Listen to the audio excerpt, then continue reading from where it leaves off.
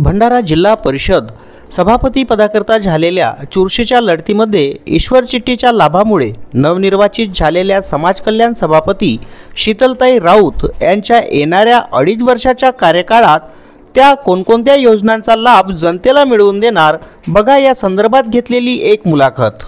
नमस्कार। अगोदर जिल्हा परिषद सदस्य आणि आता हे समाज कल्याण सभापती, काय सांगणार? आधी जिल्हा परिषद सदस्य, आता समाज कल्याण सभापती, आणि हा एक म्हणजे एक ईश्वर योग आहे आमच्यासाठी। आणि एक समाज कल्याण सभापती म्हणून एक अशी कुठेतरी आपल्याला एका समाजासाठी काहीतरी करता येईल। आणि मेन असा मुद्दा म्हणजे समाज कल्याण सभापती म्हटलं तर जनतेचा जो वैयक्तिक लाभ असतो, मेन म्हणजे कोणते वयोवृद्धाचं, काही मुलांच्या शिक्षणाविषयी स्कॉलरशिपचे विषय असतात, काही समाजाचा विषय असतो, SC असो ST असो, कारण कुठेतरी आपल्या समाजाला आपल्याला काम करता येईल म्हणून आज ती खुशी माझ्या मनामध्ये आहे। आणि ती मी आधीपासून सोचलं होतं, कारण मी सुद्धा एक SC समाजाची आणि शेड्यूल कास्टमध्ये बोलणारी लेडी आहे आणि आधीपासून मला समाजकार्य करण्याचा खूप आनंद होता आणि तो म्हणजे मला संधी मिळाली तर ते संधीचं सोन्या करण्याचा नक्कीच मी प्रयत्न करणार आहे। आणि पूर्ण विकासाची कामे केलेली आहे। बरोबर। अगोदर फक्त एक सर्कलची जिम्मेदारी होती, आता पूर्ण जिल्ह्याची जिम्मेदारी आपल्याला मिळाली आहे, काय सांगणार? आपण सर्कलची जिम्मेदारी घेतली होती, ती पण जिम्मेदारी आपल्याला जसं आपल्या वाट्याला आलं त्या पद्धतीने आपण सर्कलची जिम्मेदारी घेतली आणि ती मला तरी वाटते की मी पूर्ण केली आहे। आणि आज ती संधी एक मला एक सर्कलची नाही तर पूर्ण जे आपले 7ही तालुके आहेत, पूर्ण भंडारा जिल्ह्याची जिम्मेदारी माझ्यावर मिळाली आहे। तर ती नक्कीच मी आपल्या पद्धतीने माझ्या वाट्याला जे समाज कल्याण विभागामार्फत जे काही सुखसोयी करता येईल, जे काही कामं करता येईल ते मी नक्कीच करणार आहे आणि प्रत्येक तालुक्याचा विचार करूनच मी काम करणार आहे। कोणत्या योजनांना मुख्यतः तुम्हाला असं वाटते संकल्पनेमध्ये तुमच्या, की कोणत्या योजना तुम्ही घरातलावर राबवणार आहात? मला तरी वाटते की सर्वात अगोदर जे वैयक्तिक लाभ असतो व्यक्तींसाठी, वैयक्तिक लाभ देणे खूप गरजेचं आहे।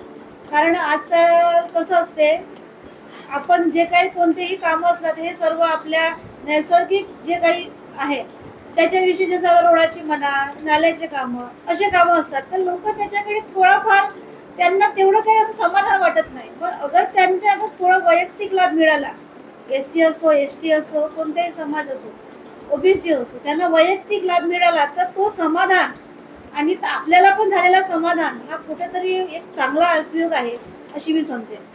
समाज कल्याण विभागामार्फत राबविल्या जाणाऱ्या ज्या काही स्कॉलरशिपच्या योजना आहेत किंवा ज्या काही छात्रावासच्या योजना आहेत त्या गरजू लोकांपर्यंत मिळत नाही किंवा त्या म्हणजे समजा लेट होतात, यावर तुमचं काय मत आहे? आता यावर बोलण्याचा उद्देश म्हणजे असा की आता तो राजकीय विषय आहे आणि राजकीय विषय म्हणजे आता होत असते कधी कमी जास्त, पण मला वाटते की जे विद्यार्थी आहेत, कारण जे आपले शेड्यूल कास्टचे विद्यार्थी असतात हा एक गोरगरिबांचा समाज आहे आणि गोरगरिबांच्या समाजाला आपण मुलांना शिकवतो आणि मुलांचं शिक्षण हा आपलं झालं पाहिजे, कारण बाबासाहेबांनी सांगितलं आपल्याला की शिक्षण घेतल्याशिवाय आपण काही करू शकत नाही।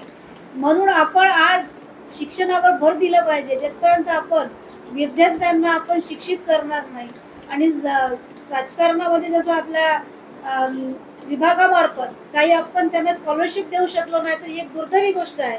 पण म्हणून मी सांगेन की मुलांना स्कॉलरशिप मिळणे गरजेचं आहे, यासाठी सरकारने सुद्धा त्यासाठी सपोर्ट करावं आणि आम्ही पण त्यासाठी सपोर्ट करणार। आपला जो विजय आहे त्याचा श्रेय कोणाला? माझ्या विजयात मी नानाभाऊ म्हणते ना, कारण मला सुद्धा माहीत नव्हतं की नानाभाऊनी मला समाज कल्याण सभापतीसाठी म्हणून ते निवड करत आहेत, पण मी हा श्रेय नानाभाऊला करेन। आणि खास देवाच्या एक म्हणजे ईश्वर चिठ्ठीनं माझा विजय झाला, तर मी माणसामध्ये ईश्वर असते असं मी ऐकलं आहे, म्हणून माझ्यासाठी एक ईश्वर एक माणूसच आहे आणि माणूस म्हणजे नानाभाऊ पटोले यांनी मला दावेदारी दिलीच नसती आणि त्यांनी माझं फॉर्म सुद्धा भरला नसता तर आज मला ती ईश्वराने सुद्धा माझ्यावर कृपा केली नसती आणि ईश्वर चिठ्ठीवर मी विजय झाला नसता, अशी मी या प्रकारे सांगेन। मी श्रेय नानाभाऊला। जिल्हा परिषदच्या समाज कल्याण विभागामार्फत ज्या काही योजना राबविल्या जाते त्या विषयासाठी गोरगरीब जनता समाज कल्याण ऑफिस पर्यंत येत नाही, जिल्हा परिषदच्या कार्यालयापर्यंत येत नाही, याकरता तुम्ही जनतेला काय अपील करू इच्छिता? मी जनतेला अपील करेन आणि खास करून त्या डिपार्टमेंटला अपील करेन की त्यांनी अशा एक ॲडव्हर्टाइजमेंट करावी की ह्या ॲडव्हर्टाइजमेंटनुसार जनतेपर्यंत कसं पोहोचता येतील त्या योजना, असं मी सांगेन. कारण ॲडव्हर्टाइजमेंट केल्याशिवाय आज इंटरनेटचा जमाना आहे, इंटरनेटवर सर्व काही आत्ता काय घडलं ते ऑलरेडी इंटरनेटवर सर्व दिसते. म्हणून मी म्हणेन की काहीतरी आपण एखादी जाहिरात म्हणा किंवा आपण सोशल मीडियाद्वारे त्याचं त्या योजनेचं त्यांनी वितरण करावं अशी मी सांगेन आणि जनतेपर्यंत पोहोचेल.